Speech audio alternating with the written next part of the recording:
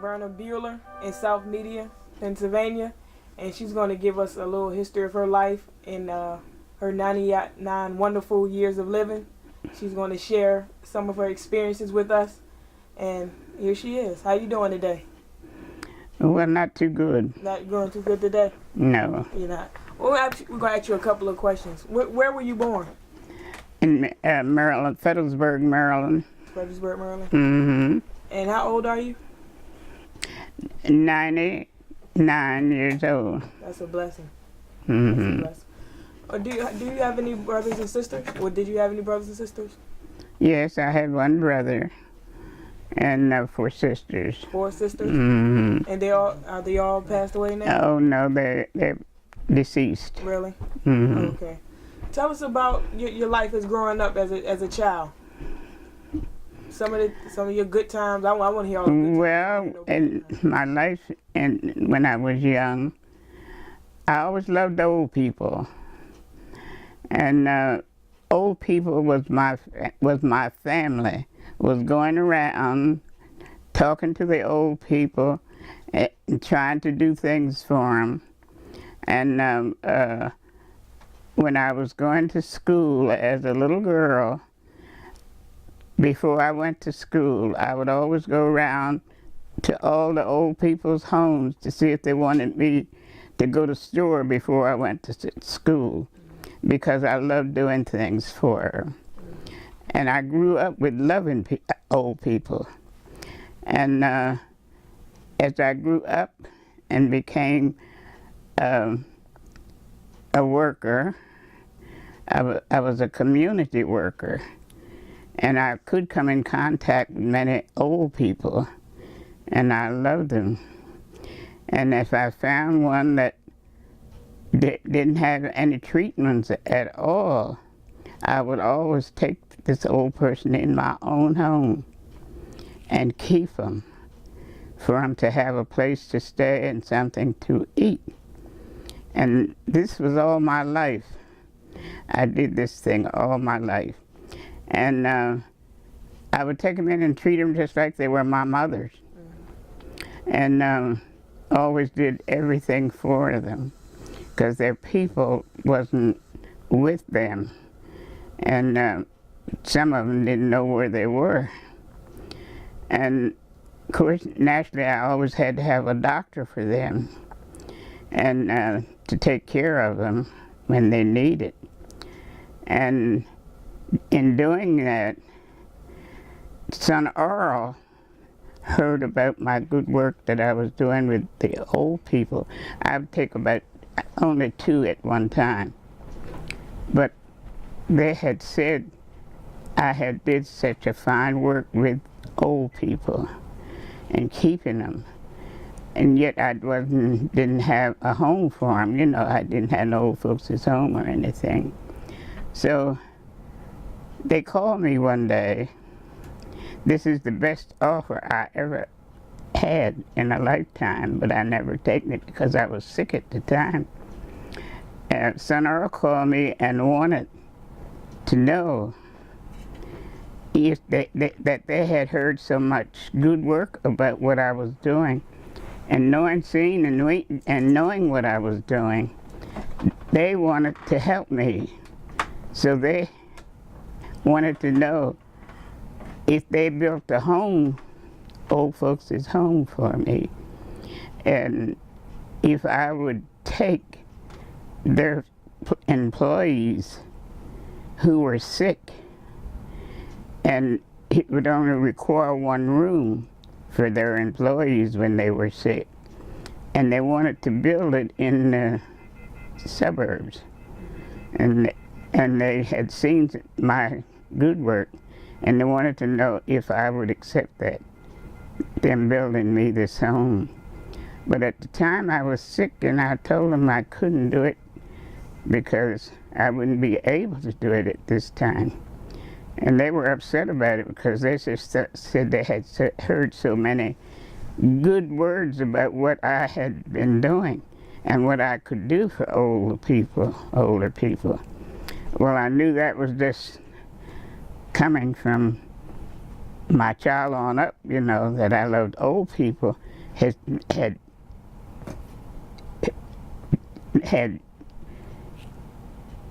made that my life. But I couldn't take it. Because I was sick at the time. Mm-hmm. So that went on. But I've always had a full life in doing things, and doing things for people. And people have always respected me and helped me in anything I tried to do mostly. And I've had an interesting life just with my own family. I have been the life of my family. I've had families, not one family or two families. I've had families because I've always had a lot of relatives.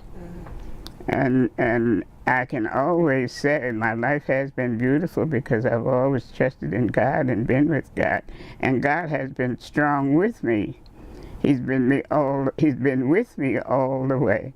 That's right. So I've had a beautiful life. And I think most people would tell you that know me that I have had a beautiful life here. And doing for people, doing for children, doing so many things for people, that God has just really blessed me. And I have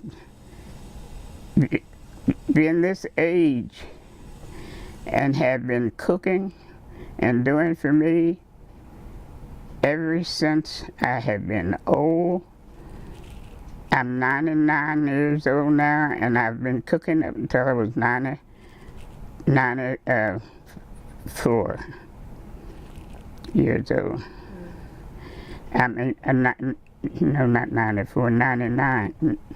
99 years. So you just recently stopped cooking? Uh-huh. I just stopped cooking almost. And this is what young people ask me now when I'm in the hospital. They always ask me, what did you ever do to get as old as you are and do the things you do, and can know the things you're doing? And we want to know. And I always tell them the thing to do is to never let yourself grow old and think you're old. Whatever you have did all your life that has helped you, you do that. As you take care of yourself, you take care of yourself. If you always, when you dress, when you're younger, and you powder your face, you take care of yourself, your skin, continue that as old as you get. Don't give it up. Just do everything you've always done for yourself, and you'll find that you'll grow old and in a nice way, in a beautiful way. That's what I've always did. I've never stopped doing things I always did. That's why I can go on and do for myself now, because I'm just now beginning to have someone to wait on me, help me up. I've never had that before until I got into 94, 96, 99 years old. I started having to do that because I'm getting older. I put on another year, and now I'm going kind of down. I begin to think now that I'm growing old. I've just begun to think I'm growing old now. I've never thought I was growing old. I just thought I was here and doing what I've always did. And that'll carry you on through your lifetime. What did you like to cook most? Huh? What did you like to cook the most? What was your favorite dish or recipe? What did you like? Oh, the kids could tell you. Really? Because I have raised my families. I have raised most of my families, young families. And they could tell you what the things that I really like to cook. What dish did you find yourself making a lot for them? Most everything. Because I used to like to cook. And I could just mostly cook anything. The old country dinners is what I like most to cook. I like to taste food. People make a mistake in making food and never tasting it to see how it tastes. You have to taste food when you're cooking and see how it tastes to see what it needs. And that's what a lot of them don't do. I find my own family don't do it. They don't taste food to see how it tastes. And you make it to your taste, and that makes you make good food. And they've always bragged on my food. Hot rolls was a big thing around here, wasn't it? Hot rolls, you make the hot rolls, I know. Did you make rolls? Oh, beautiful rolls. I used to sell them over media. Oh, you know what they used to sell the crab, was it devil crabs and stuff like that? Uh-huh. Is that right? Uh-huh. For a nickel. Man, they were the best devil crabs. Yeah, I remember now. Yeah. Yeah. You know, we used to have sales over there on Saturday, selling food. And people would always come looking for my rolls, because I did make good rolls. And, oh, I've had a beautiful life. I've had things that I never thought I would come in contact with would make you happy. And old folks has made me happier than anything else that I've had to do for. I love to fool with them. I love to talk to them. And when I would keep them, I had one old lady was 99 when she came here and stayed with me, and she could do anything she wanted. She didn't have to have you to dress her. She could dress herself, and she could walk all around here. And the church is next door, and the minister there, she used to love the minister. And every Sunday morning, she used to get up early. And I said, here you come, looking for the minister now. You're ready to get to that window so you can see him. She said, indeed I am. Indeed, I'm going to go right to that window. You see that dollar? I'm going to set that dollar in my hand and give it to him when he comes. I said, yes, you give it men money. I said, what I'm doing now. That's what I'm doing. I used to have more fun with them. I used to have a good time with the old people. And I had another one that I kept that nobody wanted. They didn't want her at all. And she was media's very own. I don't know whether you remember Miss Tilly. We called her Miss Tilly. I was going to ask you what happened to Miss Tilly. Yeah, because she used to wear a lot of clothes. Yes, yeah, that's what. What happened to her? She wore all them clothes. Yeah. And she'd have on 2-3 dresses on top of one another.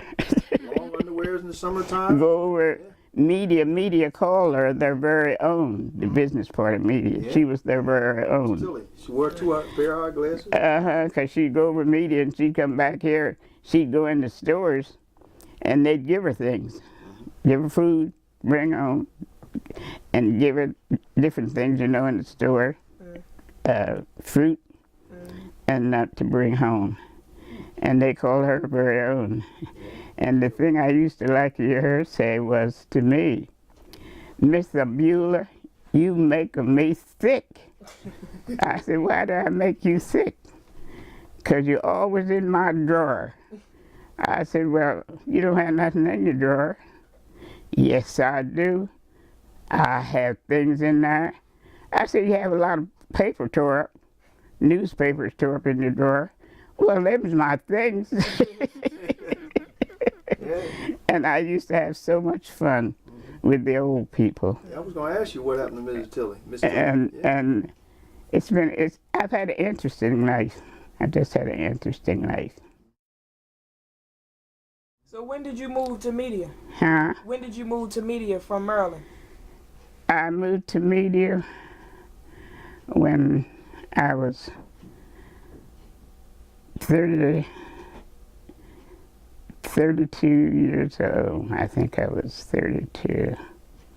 When I moved to, no, not when I moved to media, when I moved to Chester. Okay. I came to Chester first. And this was my grandmother who lived in this, my aunt who lived in this house out here. And when I moved to Chester, and I lived in Chester, I guess I lived in Chester about 15 years, maybe 20. And then I moved to media after I taken care of her as long as she lived. And this was her home that she left me. And I moved here in 60, it's been 60, around 64 years, I guess I've lived here. And I've had a happy life here. I've always had a happy life everywhere I've been. I've always enjoyed everything. And I enjoy people. And I've always enjoyed people. And I've always enjoyed children. The beautiful thing that I have is my grandchildren, all my children. I got a gang of them. Really? I have a gang of grandchildren. And even the children in the neighborhood, they all gather here. I've got their pictures here, more pictures here. That ain't no pictures what I have up there to what I have around here. The kids will even bring me their pictures. And they want to know if I want to put them up with my pictures. And I don't know, I've just had an enjoyable life. How many grandchildren do you have? Oh, I don't know. You don't know? That's why I asked you. I don't know, I guess it's about 20, 25, could be more, I don't know. Because they're coming all the time. You said they come in all the time. Anime says she's got, what, 14 or 17? Anime says she's got 14 or 17.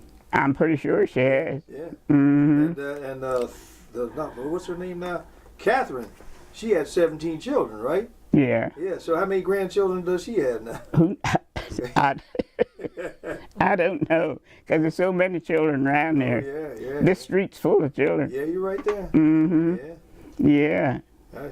It's full of children. And the children always have a good time in this street, too. Yeah.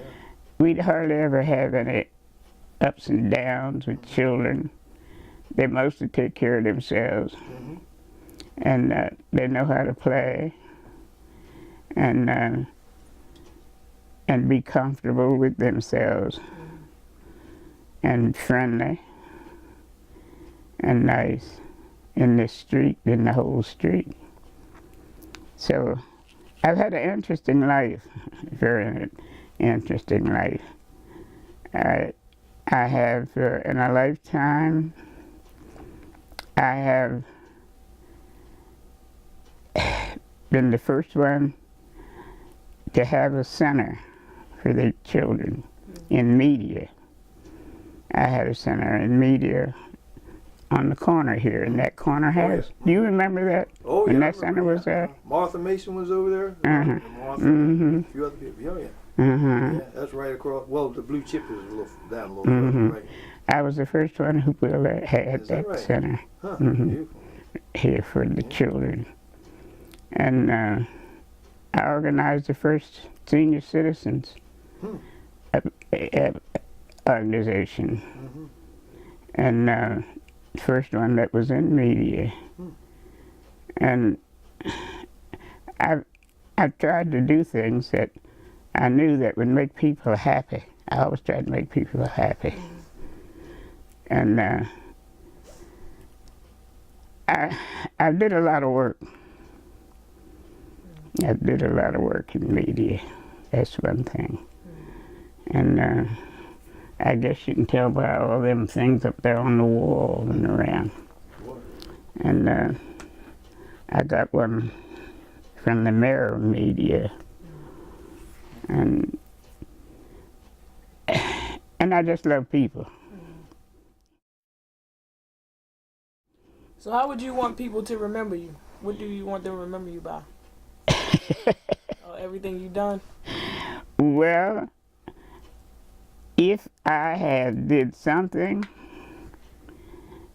that they have loved and they have enjoyed and they had was proud that I did it and they were with me when I did it, that's all I ask, that they love me for it. And which now I do know that people do love me. I know people love me. They show me that. And with flowers, I have flowers. I don't have no place to put them. Here, I have the porch full back here. I have the room in there full of flowers. I've had to take some of them out. That was in there. I have flowers every place. And people are, God has given me my beautiful wall. I'm right here. I'm right here. I don't have to wait to feel. I wonder if people are going to do that. I wonder if they're going to, I wonder if this one will do this. I don't have to do that. I know what people will do because I know how I have treated people and what I have done for people. And people will tell you that know me what I have did for them. Because I've always tried to help. That was the beauty part about my life. If I can help you, if I can help you any way, I'm willing, in which I do. And children on up, my families, they all say I've raised them, and I got, oh my Lord, I don't know how many families. They say I have raised them. And them that's grown. Grandma, you have raised us, and I have a lot of grandchildren. Oh, I don't know how many grandchildren I don't have. I have a lot of grandchildren. And other children out in the neighborhood I have. So I have a happy life. Sounds like I have a happy life. I mean, I have so much to think about to leave, you know, that. And as I say to people now, and people say to me, Beulah, you are just reaping what you sowed. You're just reaping now what you sowed. Life, and God is good to you. Everything. Who lives to be 100 years old? Is that hardly anyone lives to be 100 years old, and near 100 is you, and still can do what you can do. And you've been wonderful. You've had a wonderful life, and which I have. I've enjoyed my life. So when will you be 100? I enjoyed what I did, that I could do for someone. I've enjoyed that. So when will you be 100? I'll be 100 next September. Really? I'll be 100 years old. And I hope I'll have my right mind like I have it now. Of course, I don't have my right mind. Well, you have more than a lot of people. Yeah, really. Can you tell her about the police we had around here? Ralph Howard and Mac McCarty. Huh? You remember the police we had here? Oh, Ralph yeah. Howard and Mac McCarty? What kind of Yes. police we had? Oh, yeah. Yeah. Yeah, they were all of our friends. Uh-huh. Mm-hmm. Them two policemen was the friends to us in South Media. And they were almost the same as we were. We always, they would do most anything to help you. I don't care what that might be, they would try to help you. They were wonderful police. Wonderful. But we've always had pretty good police there. Always. Of course, we went to school with who did we go to school with? The Scots, the Pews. Let me see, that's right. You didn't go to another province, of course, right? Oh, did you? Did you go to another province? Huh? Did you go to another province? School? School? Yeah. Uh-huh. Did I go to another? Oh, my blessed Lord! Why would you ask me that? Well, I mean, that means your children went there, though, right? Why would you ask me that? Well, I don't know. Betty Ann, I think Betty Ann. I went to a little school in Maryland. Oh, Maryland.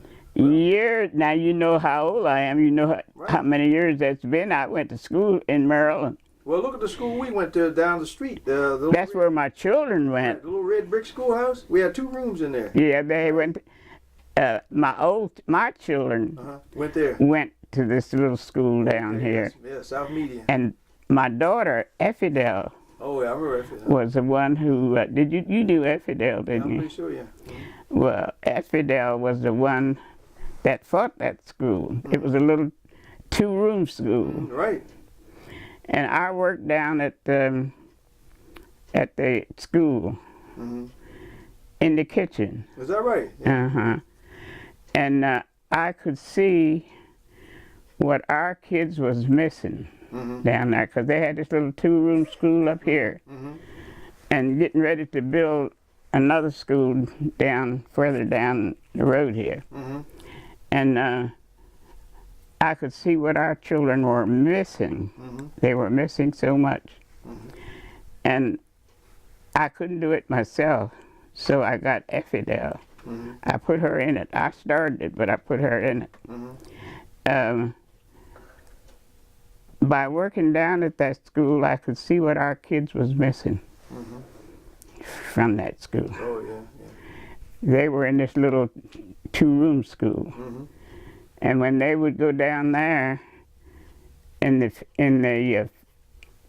first grade or the second grade. First, second, third, and fourth. Second grade, I think it was, they would go in. Or our children didn't go down to that school, to the big school, until they was in the 5th grade. Right, that's right. And when they would go down there in the 5th grade, they was put in a grade lower than their 5th grade. Theirs was 5th grade too. That's interesting. And that was terrible. I could see what our kids was missing so much, and I could see how the whites down there, because that was all white school. Oh, yeah. You could see what they were gaining all the time ahead of our kids. And when our kids would go down there in the 5th grade, you could see them.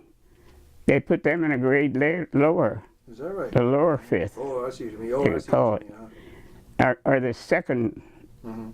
I see what you mean. Because they couldn't keep up with the regular 5th grade, because they had been there and been taught the 5th grade. Our kids hadn't been taught like them. Well, actually, our kids went to school with the children of the people that our mothers worked for, right?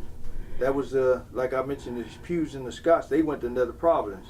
They were in the same grades with us. That's where all of our kids were. Right. And but the children that went there went to school with the children of the people that our mothers worked for.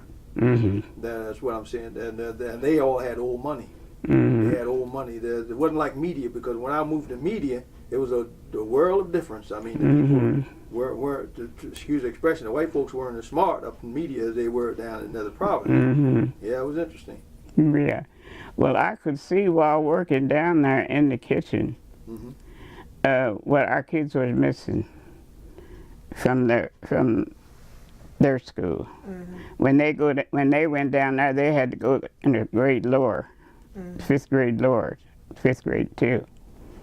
And I couldn't see not trying to do something about it.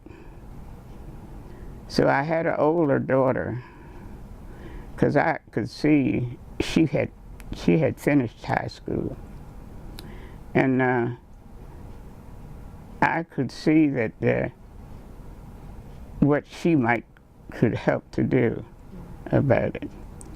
So I started a rally for our children to do away with this black school down here, two rooms, and go to school down there with the Providence School. And we knew it had to be a fight, and it was a big fight. That was Wallingford? Uh-huh. Wallingford. Yeah. It was a big fight too. But I put my daughter in it. I didn't go in it because I didn't get the education that she got. And I put her here to that. So she restarted it. And of course when I started, that brought everybody in, even the white people. Brought them in. The first night I had the meeting over church here on it. It was full of the white people up here. They was ready to fight with it, in which they did, and we won. And of course my daughter carried it on through, but I could see our kids what they were missing so much. Those kids was taught down there how to eat, how to hold the spoon, how to hold the fork, how to do this, how to do the other. Our kids up there running around maybe didn't have no fork. You know, to eat with down to the little two-room school. Oh, yeah, no. And the two old ladies that taught. Yeah, we have white teachers there. Did they have two white teachers there? Huh? When you were fighting in that, did they have two white teachers? We had two white teachers. Miss Dope was one of the teachers. Oh, yeah. She was in third. Oh, yes, Miss Dope, right? I don't remember the name of the first one. I can't remember the other one either. Right, but Miss Dope was the teacher, right? But they were nice teachers, and they worked hard. But it wasn't that they was doing what they should do. And it was keeping our kids back, so. And when we got in, when we started this thing, the principal came up here right away after the first night we had the meeting. He come up here to me, and he told me that, he said, since you had brought this up, and you're doing what you're doing, and you're doing what you should do, he said,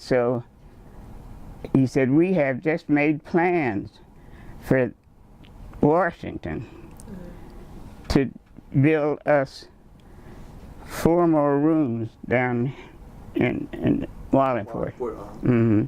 Two down here and 2 out in the white school.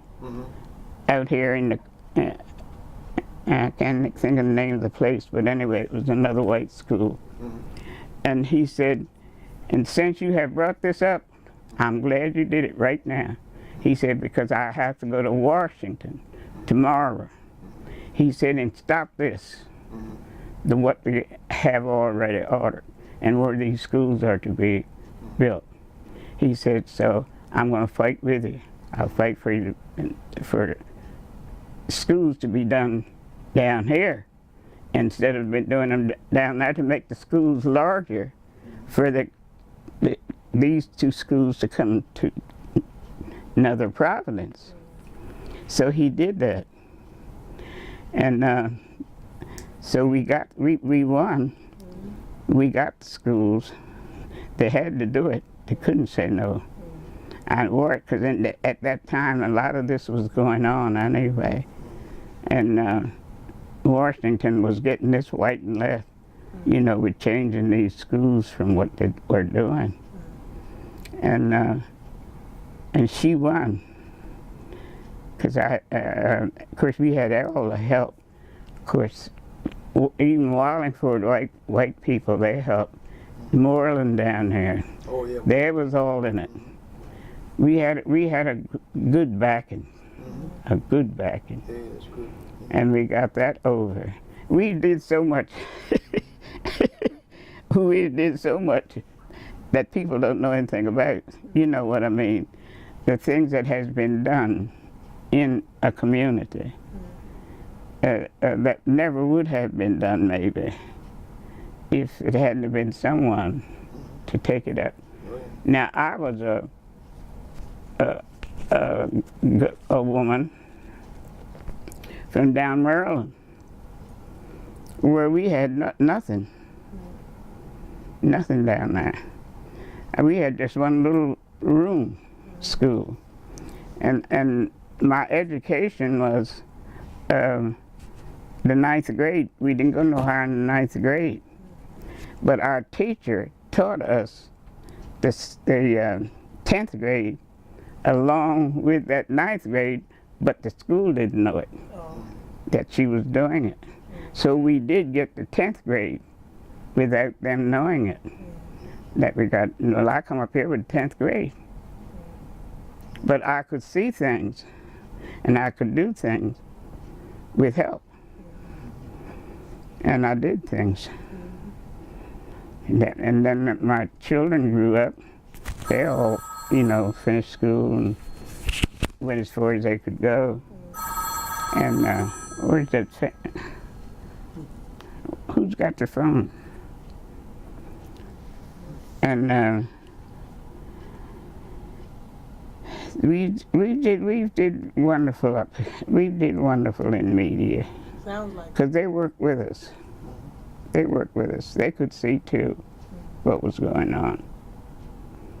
And it worked.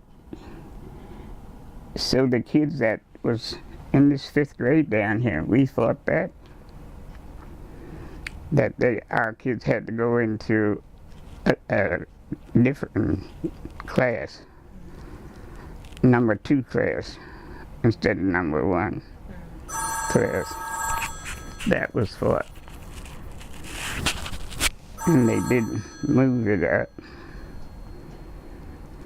But media's been good. Wildingford's been good. Did you remember Gert Bryson? Oh yes, I remember Gert. Oh yeah, I was just wondering what happened to her. As they used to say, Gert was our very own. Is that right? Beaner was her son, right? Yeah. Beaner, and who else? Poogie Lindsay, and what was the other one? Cotty. Yeah, right. Cotty? Cotty, right. Yeah, oh yes. Yeah, he used to beat up everybody. They were media's very own. How about the Bowsers? Do you remember the Bowsers, Mr. and Mrs. Bowser? Oh yeah, oh yes. Miss Bowser, the night that she died, she ate her last meal over here. Is that right? And she ate her supper over here. Is that right? Huh. And it upset me because I wondered if it was. I had made beef soup, and she had ate 2 bowls of it. Must been good then. And that night when she died, the little guy that stayed over there with her, he come running over here around midnight and told me Miss Bowser was very sick. Come over right away. And I went over, and she was dying. And I wondered, I said, oh Lord, did that soup did that soup upset her to the extent that it killed her? Well, Mr. Bowser used to make wine. You remember the wine he used to make? The guy? Oh, he used to, yeah. But he was, of course, he was dead and gone then, when she died. Yeah. So. And she ate supper over here every night. Is that right? Every night she ate supper over here. That's interesting. With the kids. And she was my very own. Yeah, a lot of people like that. Mrs. I had so much. Everybody used to love to eat here. Well, we had 2 stores in the neighborhood. One was World's and Mooney's, right? And Mr. World lived on Leaper Street. Mooney's lived on Mooney's Corner. Yeah. Yeah. I'm trying to remember them. But Mr. World, I remember he used to sell cigarettes, a penny a piece. You remember that? Yeah. Penny a piece. I have plat up there from the media, You see that tall one up there That was from the Maryland media. There's a Mayor me. Who was that now? That's for me. That was for me. What was the name? Maloney. Maloney. I'm trying to think now. One of them was raised by my mother. I can't remember which mayor it was. One of the mayors was raised by my mother. Oh, it wasn't. I don't think it was him because it's been lately that he's been here. Oh, okay, yeah. Not too lately, but he's been here for quite a while. He was a baby when my mother yeah. raised him. He's very nice, and he's been very nice. And he gave me that plaque up there. Well, it's been so much done with us in these many years that we have overcome a lot of things that we did want to overcome. Oh yeah, like we sat in front of the movies, right? We had to sit on the right-hand side of the movies, right? You remember that one? And the people in media, the people that could help, was always willing to help in anything you start to do to improve yourself. That's what made it so nice. So nice. Because we always knew we mostly had help. Remember Arthur Rich? Oh yeah. Rich? Yeah, I'm going to try to get his son. I guess I knew everybody. Right, Arthur, I'm trying to get his son to submit to an interview, and he's a little scared to do it, but I'm going to have to force him. Oh yeah. Yeah, because his dad was pretty important in that neighborhood. He played the part of Othello, and what was the other one? Emperor Jones down at the Hedgerow Theater. Yeah. Yeah, he used to play that. But I understand a fire started down there, so it destroyed a lot of the records and information about him, you know. And that's unfortunate. But he was good. They tell me during that period of time we couldn't afford to go in the Hedgerow. Yeah. But we were lucky to have shoes. Yeah. Well, one thing, I love people. I love people. And I love friends. And I have had friends, good friends. And even now, I have people, I have the white people now that keeps up with me and do things. And they wouldn't let me see me have to want or anything, because they always after me, am I all right? Is things all right? That sort of thing. And I've always loved children. I love all the children. And you'd see that in the summertime whenever all the kids are out. And if I'd let have my porch, they'd have my porch. But I'm getting too old to keep it up myself, so they can't do like they used to do. Yeah. You know what? One thing, Mrs. Beulah, everybody could dance around here with me. Everybody could dance with me. I was too clumsy. But did you dance much around here? Dance? Yes, ma'am. I used to. Is that right? Yes, you know, I used to. Well, what dances did you do? When I was younger. Oh, yeah. Well, let me see if I can name some of them. Yeah. Of course, did you go back? Yeah, sure, you probably did the Charleston, didn't you? Did Charleston? You do Charleston? Yeah, and then what? The Lindy Hop. No, I didn't do them hops. Oh, the Lindy Hop was, let me see, it was 1928 to 29. Now, how about, let me see, trucking? You remember trucking? Who? Trucking. Everybody's trucking. Lionel Hampton. Oh, yes. Yeah, trucking. Yeah. No, I didn't do that. And sanding. You remember sanding? Yeah. Guys were sand. I don't know. I never saw ladies sand, but men used to sand. And what was the other one? Shuffle. The shuffle. And then later on in 1940, the dolo came out. Remember the dolo? No, I didn't do none of Louis them. Jackson I used didn't to do do none of them big fancy Yeah. stuff. Well, see, all the girls liked Louis Jackson because he knew all the dances. Mhm. Yeah. Yeah, Louis is a Yeah. Remember Louis Jackson? Huh? Louis Jackson. Who? Louis Jackson. Rose No, Jackson. Louis Jackson. I knew everybody. He lived up the other end of Washington Avenue. That little road that goes up there. Yeah. If I can't remember right now, but I knew everybody. He had all the girls because he could dance. See, we had to stand back and look. Yes, I do everybody. I like those block parties. The little block parties. Oh yeah, we used to have them, you They know. have lights Mhm. and an old scratchy phonograph. Yeah, Ethel Mason, you knew Oh, Ethel. yeah, I know you yeah, knew. yeah. Ethel Mason and I was the one who kept things going. Yeah, you're right there. They used to have a Christmas party every Christmas. And the kids would, Doris and Martha, and they would paint the house green, paint the piano and everything green one day. We worked together, Ethel and You I. did, though. Mhm. Now, Mrs. Mason worked up at the, what was it? I'm trying to remember the name of the house up there, the Quaker, the house they had on Franklin Street in Media. Franklin Street in Media, the Quaker meeting house, the meeting. Oh yes. Yeah, that's. I remember she used to work there. Yes, she did. Mhm. And Yeah, Ethel Mason and I used to always be on the I go. like that. Yeah. Mhm. Yeah, you guys were pretty busy. No argument there. Mhm.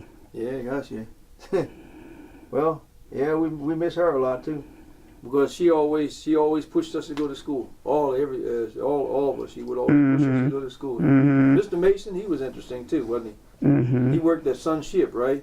Yeah. Yeah, because he got caught in that big riot back in 1934 or 1935 when they started beating people's heads in. Mhm. Yeah, because they went on strike. Mhm. And he got bloodied up at one time down there. Yeah, I know. yeah. Mhm. Well, his son is sick now. Oh, you mean Henry? Henry. No, not I think it's Henry. what's his name? Henry. Henry. Huh? Henry. Henry. Henry. His son Henry. Right. I remember. I remember Henry. He was real sick. Yeah. Yeah, we used to be down the playground, and he'd jump up on what do you call it now, the seesaw. So let's ride the seesaw, and then he'd jump off. Boom! almost knock all my teeth out. I know it's the truth. Oh, that was comical. Yeah. Mhm. That was a lot of good times, yeah. But we made a lot of things. You remember those little wagons we used to make out of a sun-kissed orange crate and some a half of a roller skate? You remember them? Yeah. Scooters we used to make out of them? Yeah. And the funny looking wagons, we make the wagons with the ropes and steered down the hill, went down McCurdy's Hill. Yeah. Before we got halfway down, the wagon would fall apart.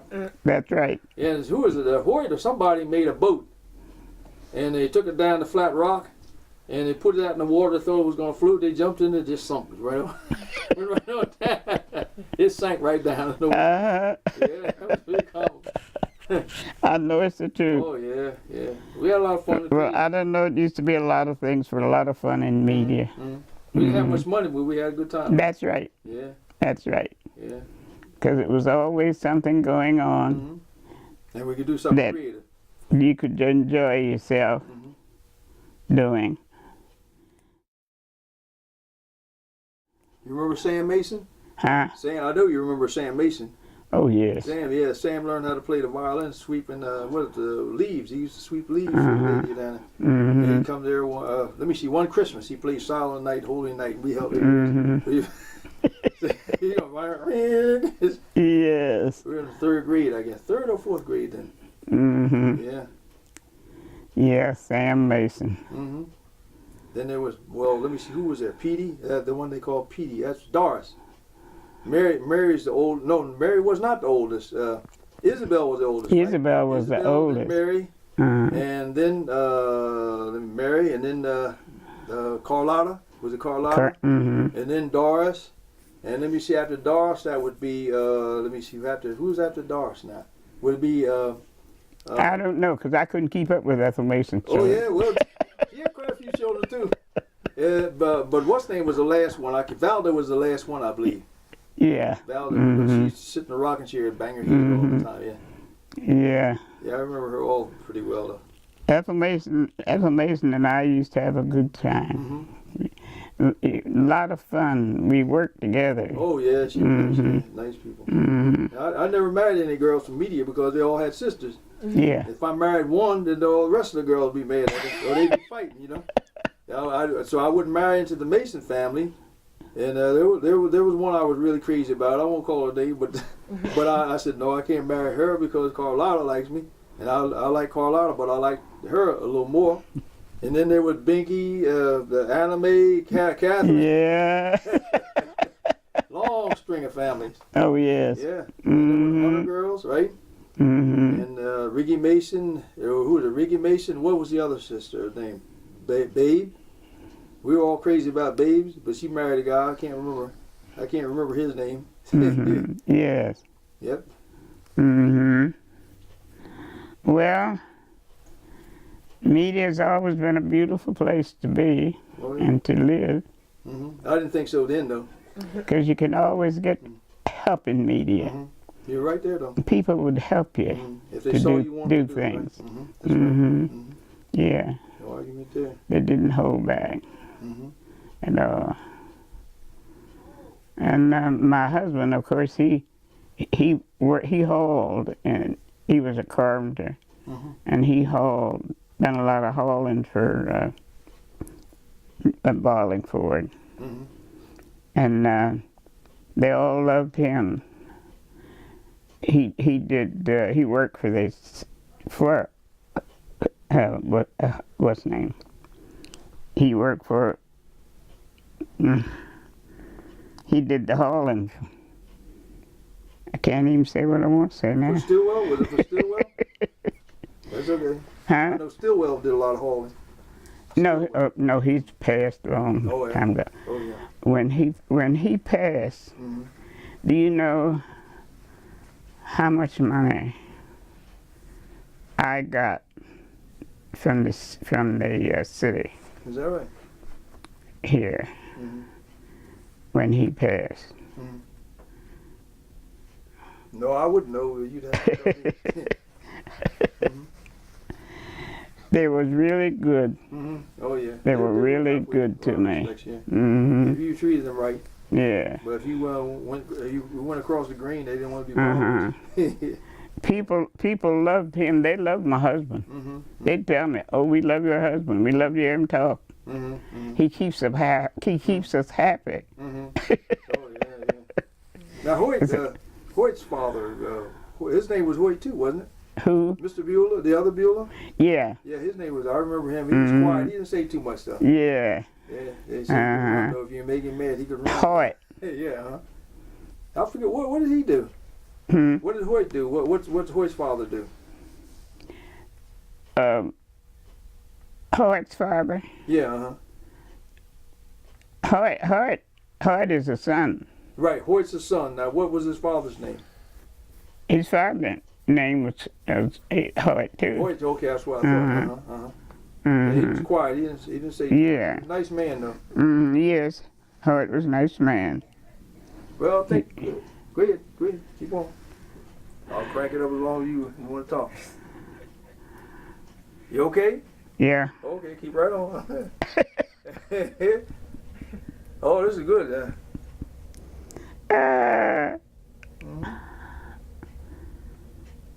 Well, I guess we've all ran out of gas then, right? Huh? I guess we all ran out of gas. But I was telling her when we first moved to South Media, we had an outdoor toilet, and so all up and down the street we had outdoor toilets, and we had running water, but we had outdoor toilets. But the fire siren used to go off and make us jump out of bed every day. That was something else. Oh yeah, it was pretty interesting. But hey, there were some good times. Now when we didn't have storm windows, you remember we didn't have storm windows. What we did was take newspaper and wet it and stick it in the cracks to keep the wind from blowing through. Because we used to see the ice form on the windows. You remember that? The ice would form on the windows outside. Yeah, well it doesn't do that anymore because people have storm windows. But then we had to go out in the backyard and shake the clinkers to get rid of the bad part and to save whatever coal we could and burn it again. Mm-hmm. We had a pot-belly stove. Now, you remember the pot-belly stoves? Who? The pot-belly stoves. The big funny-looking stoves. Oh, yeah. Yeah, you burn up on one side and freeze on the other. Yeah. Yeah, you get a little red band around it, a red band of red. There was red, and then sometimes you sprinkle cinnamon on top of it, right on top of it, so you can get that odor. Yeah. Oh, yeah, but